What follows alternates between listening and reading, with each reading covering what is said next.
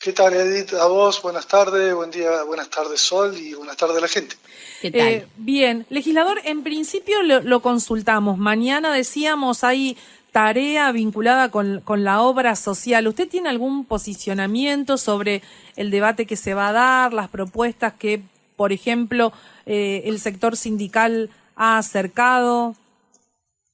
Mira, yo tengo una mirada que la vengo manifestando de hace tiempo. Mm, Creo que cada poder del Estado tiene que ocuparse dentro del marco de sus funciones a mejorar, a debatir y a discutir las herramientas y las acciones políticas e institucionales correspondientes para mejorar la gestión del Estado, de tener un Estado eficiente, un Estado inteligente, un Estado eficaz, pero al mismo tiempo, te lo digo con absoluta honestidad, Edith, yo no creo que a través de la sanción o la modificación de una ley ujú, se puedan mejorar los estándares de gestión de algún área administrativa en particular del gobierno y del Estado provincial, ¿no es ujú. cierto? Digo, con el tema de la obra social, más allá de que uno va a estar abierto a escuchar los posicionamientos de los representantes de los trabajadores y de todo aquel vecino que quiera participar en un ámbito de comisiones abiertas al público. Lo cierto es que en términos personales entiendo que los problemas, los serios problemas que hay relacionados a la gestión de la obra social provincial se resuelven en el ámbito del Poder Ejecutivo, ¿no? Y no en el ámbito del Poder Legislativo provincial, ¿no? Ujú. Así que partiendo de esa definición base, yo creo que hay que poner más el foco en el Ejecutivo, en los funcionarios que están hoy en día conduciendo la obra social, en los ministerios que tienen y en los ministros que tienen injerencia directa e indirecta en resolver los problemas de gestión que tiene la obra social. Y en el ámbito legislativo, abrir un debate que por allí tendrá que ver con las miradas que tiene cada sector respecto a cómo tiene que ser la conducción, quiénes tienen que intervenir en esa conducción, etcétera. Pero me parece que la solución al problema pasa por otro lado, ¿no? Pasa por el lado de la gestión propiamente dicha, y por el ámbito del Poder Ejecutivo más allá del Poder Legislativo. Ujú. O sea que definitivamente usted entiende que son problemas de gestión, no de carácter normativo. Mira, uno puede llegar a discutir herramientas legislativas tendientes a fortalecer los recursos financieros y económicos de la obra social. Ujú. Pero el mejorar la calidad de las prestaciones médicas, el mejorar a que en tiempo y forma se cumplan esas prestaciones médicas a los afiliados, el evitar que se corten servicios, eso tiene que ver con la acción y el trabajo de todos los días de los funcionarios que están en la obra social y funcionarios que están en el Poder Ejecutivo Provincial, ¿no? Digo, para correr un poco esta cortina de no generar falsas expectativas de que en el ámbito legislativo se le va a dar solución, por ejemplo, al problema de la farmacia, por Ujú. decirte alguna Claro. cuestión concreta. Digo, uno puede llegar a escuchar, puede tener una posición política, puede llegar en términos institucionales a arbitrar ciertas medidas para exigir al Poder Ejecutivo Provincial a que se mejoren las prestaciones eh, médicas y se mejore la gestión propiamente dicha, pero el resorte, en definitiva, quien tiene a cargo la gestión, Es el son las Ejecutivo. autoridades de la obra social y el Ejecutivo Provincial, ¿no? Ujú. Sí, fundamentalmente, porque digo, las autoridades de la obra social hoy son el Ejecutivo Provincial, ¿no? Digamos, Eh, son delegados. eh, y son nombrados por el Por eso. Ejecutivo, Mm. y hay muchos ministros que tienen injerencia en el área y que creo que tienen que poner palabra y que tienen que trabajar en consecuencia, ¿no? Digo, esto es para evitar, por lo menos es una mirada muy personal, Ujú. para evitar generar falsas expectativas en creer que en el ámbito legislativo se puede llegar a través de modificación de una ley a resolver el problema que se tiene a diario, por ejemplo, en el área de farmacia. Digo, la solución pasa por otro lado y no por la decisión que puede llegar a tomar algún legislador en particular. Claro. Es una mirada muy, muy personal, algunos podrán estar de acuerdo o no, pero es la que por lo menos tengo yo, ¿no? ¿Y ve como contradictorio, legislador, esto que sucedía, por ejemplo, en la ciudad de Río Grande respecto a la reunión que estaban teniendo específicamente desde el sector de ATE en apoyo al ministro de Finanzas Públicas, mientras también sucedía en paralelo esta situación de problema con OSEF? ¿Lo ve como algo contradictorio? Yo lo escuchaba, el introito que estaban haciendo ustedes, o el análisis que estaban haciendo ustedes. Digo, es llamativo por lo menos, ¿no? Pero bueno, digo, las respuestas las tendrán que dar los actores que intervienen en esos actos y las respuestas se las tienen que dar principalmente a quienes dicen o a quienes creen y representar. Yo trato de cumplir mi trabajo, mi función, de la manera más respetuosa posible. Estudio, me comprometo en los temas que por allí uno puede llegar a hacer algún aporte y trato de tener un contacto con la realidad todos los días, teniendo reuniones con distintas personas en distintos lugares. Ahora, las acciones políticas enmarcadas en una campaña electoral que hagan algunos otros actores, digo, las respuestas las tienen que dar ellos y en todo caso se las tienen que pedir los afiliados de la obra social que hoy están padeciendo lo que están padeciendo. Claro, ¿no? sí. Legislador, bueno, pasaron ya casi 10 días de las elecciones y pasó de todo, ¿no? Además, sí, la verdad que fue como, ¿no? Como un viento huracanado, ¿no? Transcurrido este tiempo, ¿cómo está hoy el movimiento popular fueguino? ¿Cómo se posiciona, digamos, frente a las elecciones definitivas de noviembre? Mira, yo lo vengo diciendo hace tiempo, Edith, las elecciones intermedias para un partido provincial con una fuerte identidad local, de origen municipal, por así decirlo, como el movimiento popular fueguino, siempre nos han costado, siempre han sido muy, muy complicadas para obtener resultados favorables, ¿no? Salvo allá por la década del 90, cuando se tenía la gestión del gobierno provincial, o salvo cuando fue candidato el Negro Garramuño, que era un dirigente que venía de 3 veces ser intendente, con un alto grado de conocimiento y de aceptación popular. Digo, el resto, y no por una interpretación personal que uno haga, sino porque los números y los datos objetivos de la realidad de los últimos 25 años así lo indican, el movimiento popular fueguino siempre sufrió, entre comillas, las elecciones intermedias, no teniendo resultados como se tienen o se han tenido para elecciones municipales o provinciales. Esta elección no escapó de esas generales de la ley, por así decirlo. El movimiento llevó 2 candidatos, uno por dentro de la estructura, que fue Giordano, y el otro a través de un armado político como fue el de Cambiemos y Juntos por el Cambio, en donde estuvo Ricardo Garramuño.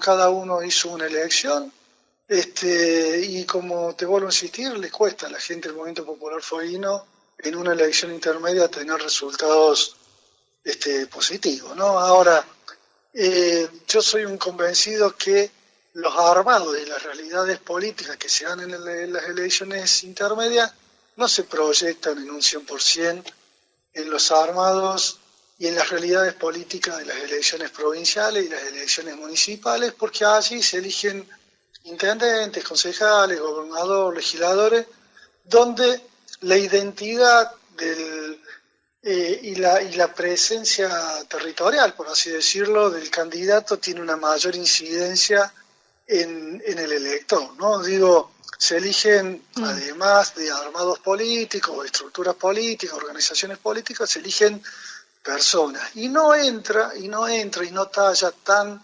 directamente el escenario nacional, como pasa en estas elecciones a diputados, ¿no? Donde se instala por la presencia mediática y el bombardeo mediático que existe a nivel nacional, este partido entre Boca y River pareciera ser, entre el Frente de Todos y Juntos por el Cambio, que se hace muy difícil salir de esa lógica que imponen escenarios electorales de esas características, ¿no? Tal cual. Ahora, no va a haber, digamos, cambio desde esa decisión tomada frente a septiembre en el Movimiento Popular Fueguino frente a noviembre, porque yo mencionaba que muchas veces se acelera la campaña, se buscan acuerdos y entonces se busca acordar con algún partido que no ha, en la instancia previa en las PASO, dado el apoyo a determinado sector. Digo, no va a haber un cambio en ese sentido de parte del movimiento.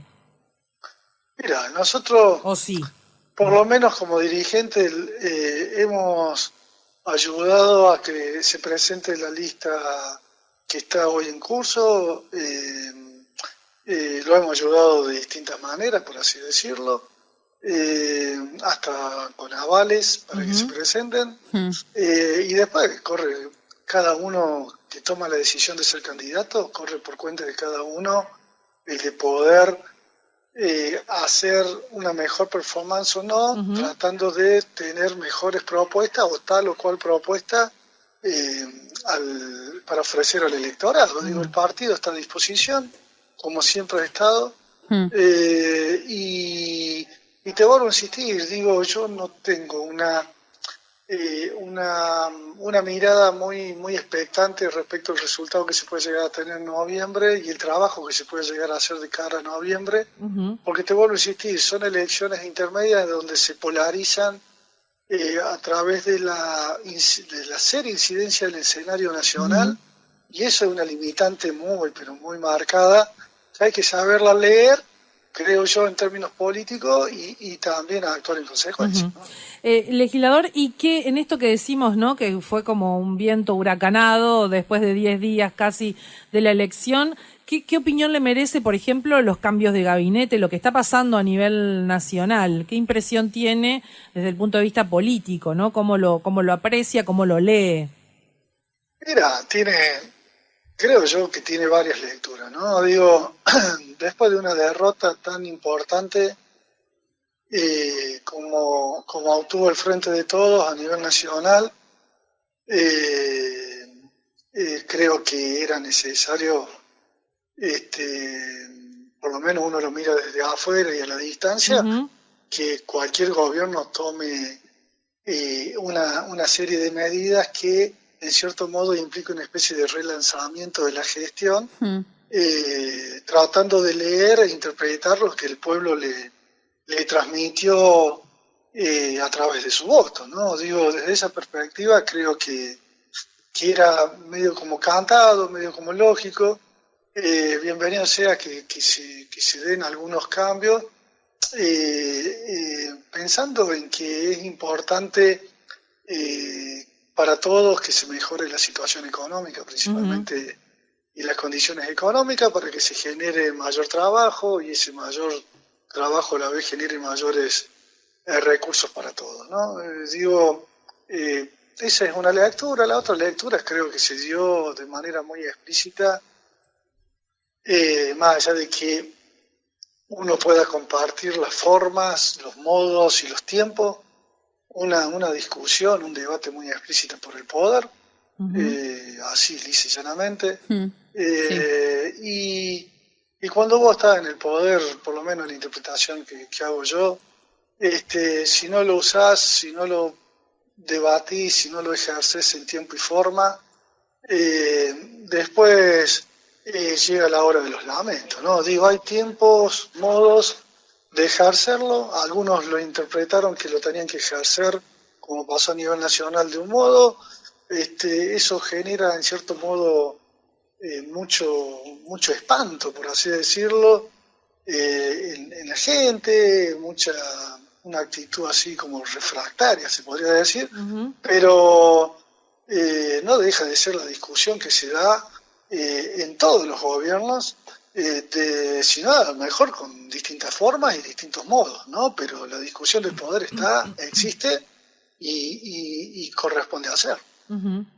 Y legislador, y en el ámbito, ya última pregunta para salir de la cuestión electoral, y en el ámbito de la Tierra del Fuego, ¿cómo observó los resultados y qué cree que puede pasar en noviembre? Es decir, acá claramente también empuja esto de los dos modelos, lo dijo usted en referencia a los resultados del propio Movimiento Popular Fueguino, ¿no? ¿Cómo puede repercutir todo esto acá y cómo observa el escenario local, ¿no? Mira, sí, yo con mucho respeto digo, creo que los que debieran estar, y creo que lo están, preocupados son los que han jugado, los que han perdido la elección, por cuanto hay 3 intendencias, la de la ciudad de Ushuaia, de Tolwyn y de Río Grande, más la intervención del propio gobernador apoyando una fórmula que ha perdido una elección provincial. No ha habido relación o proporción entre lo que representa en cierto modo y de manera abstracta la presencia política, el peso específico político de los actores que han apoyado esa fórmula con los resultados obtenidos. Y digo, me imagino que se deben estar planteando y repreguntándose un montón de cosas, pero bueno, yo no soy exégeta de las actuaciones ni de las decisiones, ni quiero ser intérprete de las decisiones que toman otros en su esquema político. El análisis objetivo es que creo que hubo un ganador muy claro, que fue Tito Stefani, y hubo un perdedor claro, que fue el Frente de Todos, con toda una lectura política que se puede hacer a nivel provincial, diferenciando las ciudades. En Río Grande casi hubo un empate técnico, en Tolwyn una pequeña diferencia, y acá en Ushuaia han perdido. Y eso, quienes estamos por ahí en política de hace muchos años, tiene su lectura. Pero bueno, depende de cada uno qué lectura hace, ¿no? Uh-huh. Bueno, y hay que ver cómo resulta noviembre también, para terminar ese esquema y hacer una lectura un poco más en detalle, ¿no? Sí. Acá en noviembre habrá que ver qué pasa a nivel nacional, cuáles son las medidas que adopta el gobierno nacional, cómo coexiste esta puja de poder tan explícita que hay entre el presidente y la vicepresidenta, cómo se proyecta esa puja en las decisiones de todos los días de un gobierno nacional, uh-huh. y ver qué incidencia tiene también a nivel provincial, si va a haber cambios de aquellos quienes conducen los distintos espacios institucionales de quienes apoyan el Frente de Todos, ¿no? Digo, noviembre para mí es un gran interrogante en términos electorales.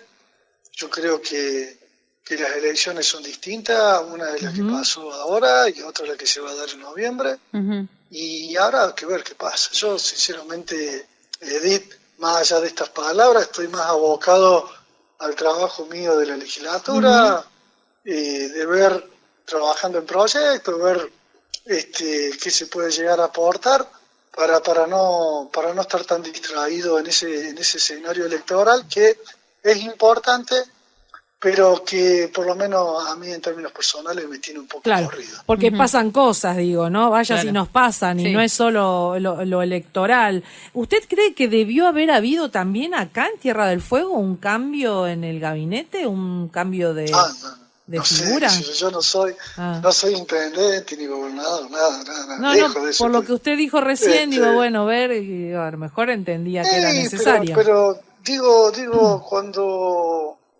cuando vos tenés resultados magros, generalmente lo que sucedió a nivel nacional, hay un replanteo de los actores, en primer término, de manera directa, que intervienen en ese proceso electoral, y después los equipos de gestión.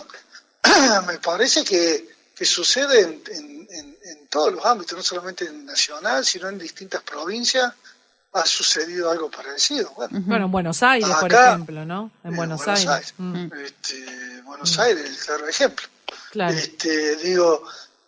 Ahora, acá los resortes institucionales y la lectura política la tienen que hacer los intendentes y el propio gobernador, ¿no? Yo soy como de palo ahí, no tengo nada que ver en eso. Legislador, le proponemos un minutito, noticias nacionales y después un par de preguntas sobre la cuestión legislativa puntualmente. ¿Puede ser? Dale. Gracias. Esto es lo que tenés que saber. El embajador armenio considera a la Argentina un líder en derechos humanos en el mundo. En el país viven 250.000 argentinos con raíces armenias que gracias a la Argentina mantienen su cultura, idioma y religión, fue lo que afirmó el representante diplomático de ese país. Cecilia Todesca acompañará a Santiago Cafiero en la Cancillería. La hasta ahora vicejefa de gabinete se desempeñará como secretaria de Relaciones Económicas Internacionales de la Cancillería. El cargo que deja lo ocupará Jorge Neme. La Federación Agraria Argentina celebró el nombramiento de Julián Domínguez. Titular de la entidad, Carlos Ayetoni, expresó el deseo de que pueda ser el nexo que alguna vez fue con las federaciones del sector y reveló que ya se pusieron en contacto y acordaron un primer encuentro para la próxima semana. El designado ministro de Educación de la Nación, Jaime Persic, llamó a recuperar la presencialidad y la normalidad creciente en las escuelas e insistió que el desafío clarísimo durante su gestión será que los chicos estén en las escuelas. Acá siempre info. Muy bien, y seguimos hablando con el legislador Pablo Villegas en esta primer parte de la nota. Bueno, hablamos un poco de la obra social, hablamos de las elecciones pasados estos 10 días, los cambios a nivel nacional, qué pasa a nivel local, y ahora nos vamos a meter puntualmente en dos temas, por lo menos de mi parte, legislativos. Uno, la reunión de la Comisión 6 que se va a desarrollar el día jueves, pero antes quería preguntarle, porque yo sé que siguen junto con la legisladora Mónica Urquiza atentos a la cuestión de la educación, de los edificios. Bueno, hoy dábamos la noticia de mayor flexibilidad en términos de utilización de barbijos y demás a partir del 1 de octubre, pero bueno, ya sabíamos cómo se volvía a la presencialidad en términos educativos. ¿Qué nos puede decir, legislador, en función de cómo se está desarrollando esa presencialidad y cómo es el trabajo que ustedes llevan adelante visitando diversos establecimientos educativos? Sí, dos cosas. O una en especial. Sí. No es más legisladora, es vicegobernadora ahora. Sí, claro, sí, perdón. presidenta de la legislatura. Sí, tiene razón. Mira, la información que tenemos nosotros es que hay en una parte importante de los establecimientos educativos se tiende a una normalización de la presencialidad. Hay problemas de organización, hay problemas de infraestructura que tienen que ver con que no entran en las aulas la cantidad de chicos que tienen la posibilidad de estar presencialmente. Hay por allí algunos desajustes.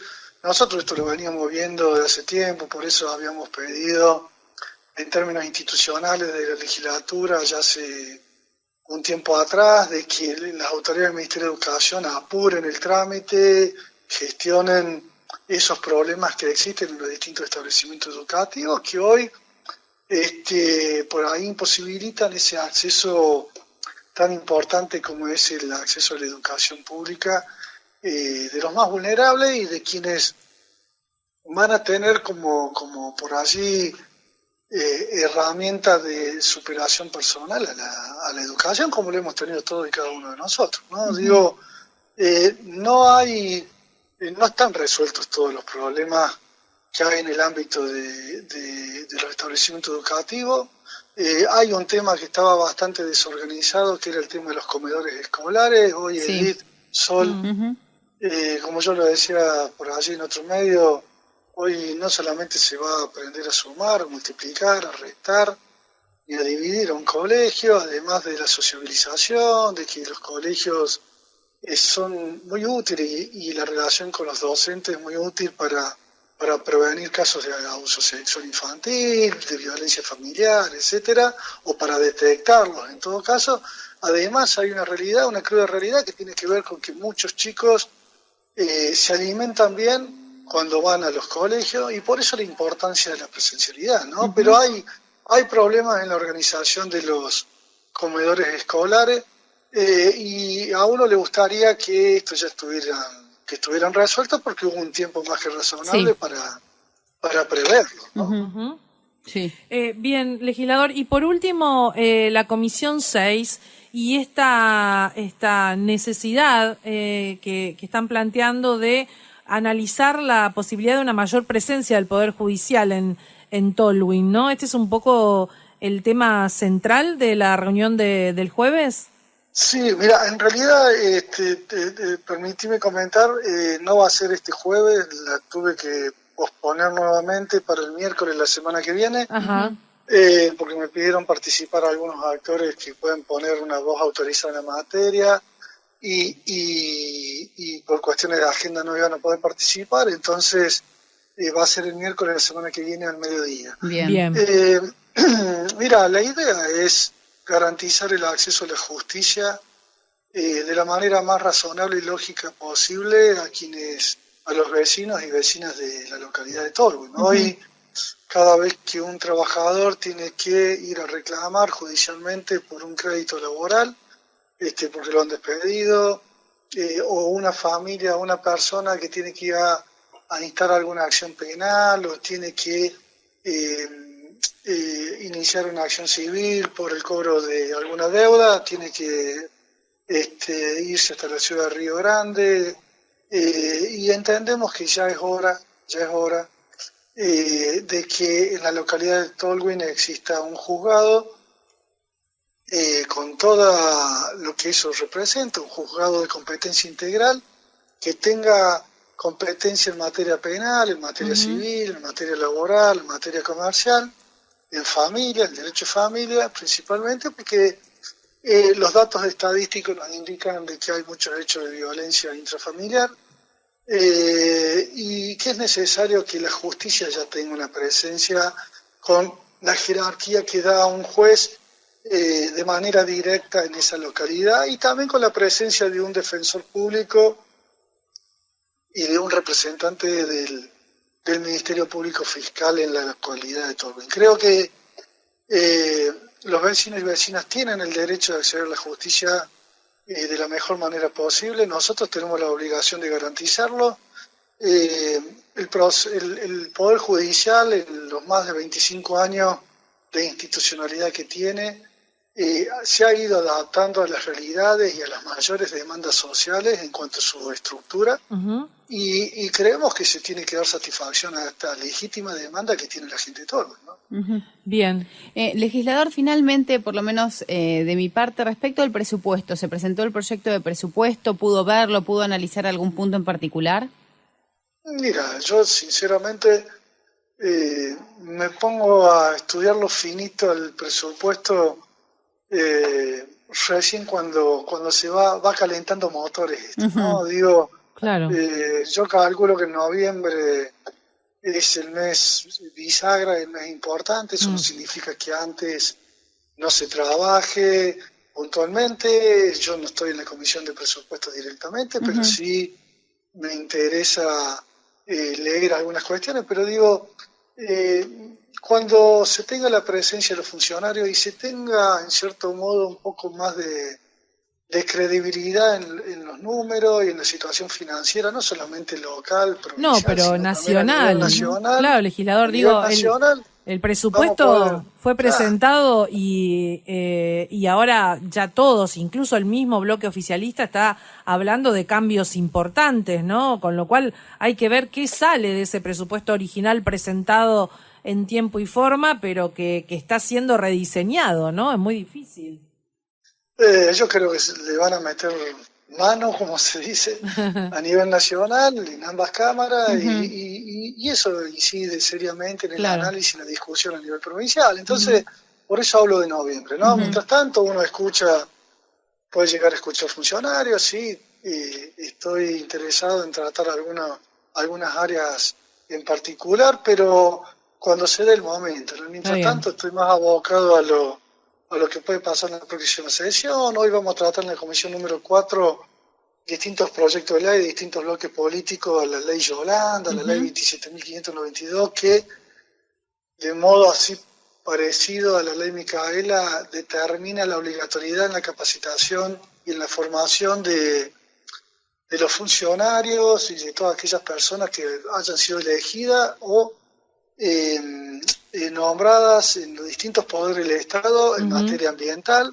Yo creo que va a ser muy probable que podamos llegar a tener dictamen y para poder ser debatida y sancionada en la próxima sesión, y creo que es un tema que de a poco se va imponiendo en la agenda y uno lo trata de trabajar de la mejor manera posible, porque a medida que va pasando el tiempo hay realidades que son muy crudas. Hoy las condiciones del cambio climático y las implicancias del cambio climático a nivel mundial las sufrimos todos, y porque además todos los fueguinos y fueguinas y principalmente los ushuaienses tenemos derecho a vivir un ambiente sano y hay que trabajar en consecuencia, ¿no? Así que creo que hay que tratar de modificar realidades con pequeños pasos y esta va a ser uno más, ¿no? Sí, y además hablamos tanto del desarrollo económico, pero hay que tener en cuenta precisamente, ¿no?, un desarrollo que acompañe al medio ambiente y no que lo castigue o que lo termine hipotecando, ¿no? Es fundamental. Absolutamente, hay que hacer obras de infraestructura. Mira,